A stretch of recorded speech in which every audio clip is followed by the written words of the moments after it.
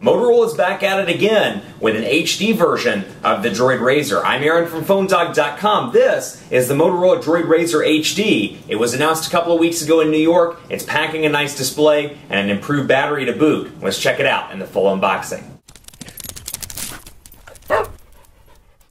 If you like the original, and when I say original, I mean the original smartphone version of the Droid RAZR, here's the Droid RAZR HD. It's gotten some nice updates, and it's ready for the holiday season on Verizon Wireless. Coming very soon and packing some pretty decent specs as well. A 1.5 gigahertz dual-core processor, a 4.7 Super AMOLED HD display. You got the logos all over the box here. A bigger, beefed-up 2,530 milliamp hour battery, 8-megapixel camera with 1080p HD video recording, and then, of course, ice cream sandwich. So it's got the ice creams. It does not have the beans. That's my shortcut for Jelly Bean, Android 4.1. It doesn't have the beans. It's got the ice creams instead. So you can see here a slightly different design, but still kind of preserving that RAZR look and feel. A little bit thicker, obviously, thanks to the inclusion of a 2,530 milliamp hour battery. But before we get too far into that, some love to Best Buy Mobile for hooking us up with phones like this for using our One Paw Bandit giveaway game. When you go into Best Buy Mobile, you'll walk out working. They'll help you set up your email, your web, your contacts and settings, all that stuff. So when you walk out with your RAZR HD or later on your RAZR HD Max, you'll walk out good to go. Start here. Comience aquí, global support information and calling card, consumer information about radio frequency, emissions, important consumer information, product safety, and warranty information. Información sobre la garantía de seguridad del producto. You know, I like doing that on camera. My mad Spanish skills. AC adapter, and then you got your USB cable here in the box. You don't get a ton of stuff out of the box, and then you get this little thing to remove the SIM card insertion removal tool. So when you need to remove your SIM card, you can do so with the included Motorola adapter. Now I'm assuming, here we go, let's see if I can get this to come out. There we go, bingo. And you can see mini SIM card there, and then you've got, looks like an SD card slot over there on the side as well. So you got that. Let's put this back in the box. Actually, you know what? Let's go ahead and power this thing on, because you know you want to see the startup animation. Like I said, slightly different design here. Motorola icon looks a little bit different up top. You've got a 3.5mm headphone jack, your power button over here, volume rocker, and again, instead of being curved like the older version, it's more kind of a boxy device this time. A little bit of a different design on the back. You've got your 8-megapixel camera with a flash, and then over here, your SIM card slot, your micro SD card slot, and you've got your micro USB charging port and your HDMI port as well. And I said mini USB or mini mini SIM card. I apologize, I meant to say micro SIM card over there pre-installed. So let's power this sucker up. Special thanks to Verizon as well, hooking us up with a review unit. We always appreciate that, and you should too, because I wouldn't be unboxing it right now if it weren't for Verizon and for Motorola. So kudos to them. Thank you very, very much. So starting up right now, let's take a look at the boot up animation in addition to the Verizon Droid lineup of devices. So this joins the Droid RAZR M on Verizon at a $100 price point. So you get $100 for this one, or $100 for the RAZR M, $200 for this one, and a $300 price point for the RAZR Max HD with an HD display and a slightly larger battery at 3,300 milliamp hours. So again, Android 4.0 out of the gate. Out of the gate here. And then you've got unlock. We'll go ahead and take a look at this. Now again, I expect this to be a relatively fast device, and the display is a huge improvement over the older versions, the Droid RAZR and the Droid RAZR Max. Display looks much better, not pixelated at all. True HD here. Absolutely beautiful. Text messaging here, as you can see, and very responsive, even though it's still kind of starting up and doing its thing. Now, I've talked about this in recent videos, but Motorola is doing a great job. If you want a stock look and feel here, this could be your device, because in terms of manufacturer installed user interfaces, this is about as close as it gets to stock Android while still preserving some sort of user interface atop stock. So you can obviously see Motorola's logo here. I don't care for this. This is something that was introduced in the Droid RAZR M. Don't really care for it. The quick settings over here. Now it's nice to have these accessible right there from the side. This is what I don't like though. The ability, you can come in and of course and add a page, so I can keep adding home screens, keep scrolling from side to side, add all my different home screens. But for somebody that's used to hitting home and going to the one in the center, unfortunately you do go to the one at the far left. So if you're used to having two here, or three here, and then perhaps two there, and you have your center one, and that's the one that you set up as home, so when you hit home it goes back to the center and you have a nice little blue icon. Again, very OCD. Some people may not care about that, but just a minor little housekeeping thing that I don't care for on this most recent Verizon build of Motorola's user interface. Out of the gate, you do get some Verizon pre-installed applications, Amazon Kindle, Vcast apps, of course emergency alerts as well, MC3.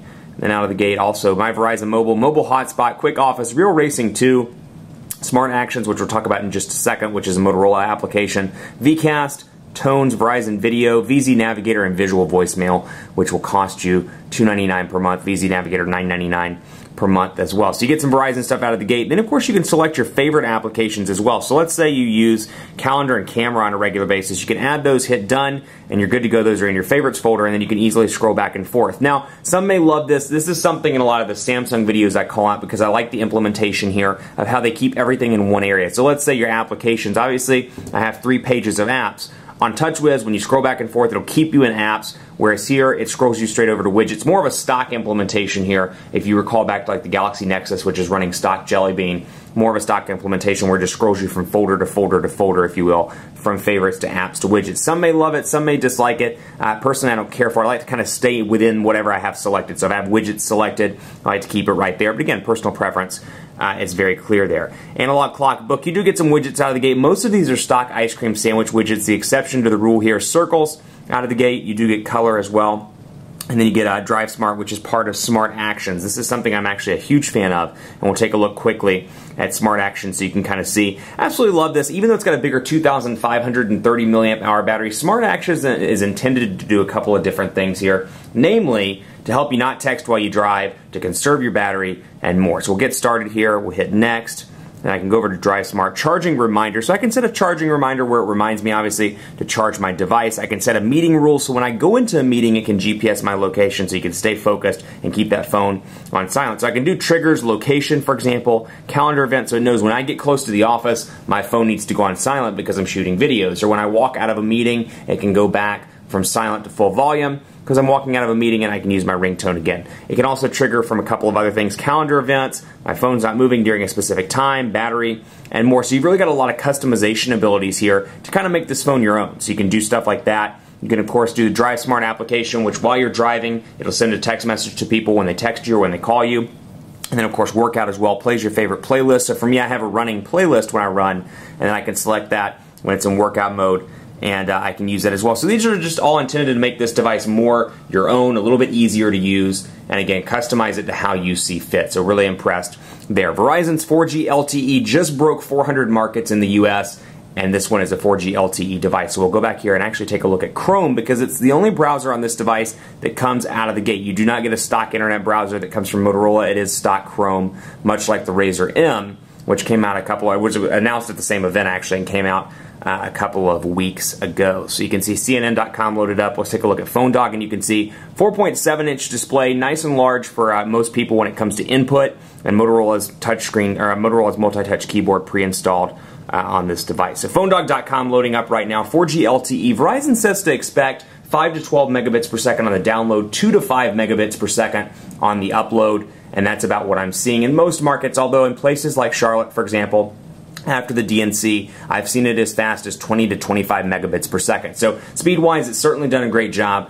and continues to do well. But the good thing about this, you get an LTE device, there are 400 markets you can choose from in the US. If you're traveling, it's getting to the point where it's kind of hard not to find a 4G LTE market if the city's anything over about 10,000 people. So that's nice, and the benefit obviously to going with Verizon over AT&T, Sprint, or T-Mobile. So PhoneDog here loaded up. Chrome is my favorite browser actually on Android. I use it on a Galaxy S3 and on the Note 2 when I'm working with those, on the One X when I'm working with that, and it's pre-installed over here. So you can see portrait to landscape transitions relatively fast here, a nice little transition effect there, and pinch to zoom, very responsive as well. You got your settings over here where I can go back and forward. I've got my request desktop site, my new tabs, bookmarks, and more, all from the browser itself. Keep it locked on PhoneDog.com for continuing coverage of the Motorola DROID RAZR HD. It's a nice device. It's a nice addition to Verizon's lineup as we go into this holiday season. It's going to be good to have a lot of different devices for a lot of different people. It's got a beefed up battery, 2,530 milliamp hours, addressing some concerns that a lot of people had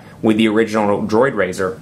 And again, packing a nice 1.5 gigahertz processor, 8 megapixel camera, and more. Keep it locked on PhoneDog.com for continuing coverage. Be sure to let me know what you think of this device on Twitter at PhoneDog_Aaron and on Facebook at Facebook.com/PhoneDogAB. It's a nice device. It's coming in at a $200 price point, so right up there with the Galaxy S3, with the One X. Actually, the One X was reduced to $99, but I expect the One X Plus, when it hits by the holiday season, to be around that same price as well. So keep a lookout for that. But still, coming in at the same price point as a lot of these other hot devices, can it compete? Well, we'll find out in the review and in some dogfights, so be sure to stay tuned for that. Keep it locked on the site. Like us on Facebook, facebook.com/PhoneDog. And as always, stay tuned for more on the Droid RAZR HD on PhoneDog.com.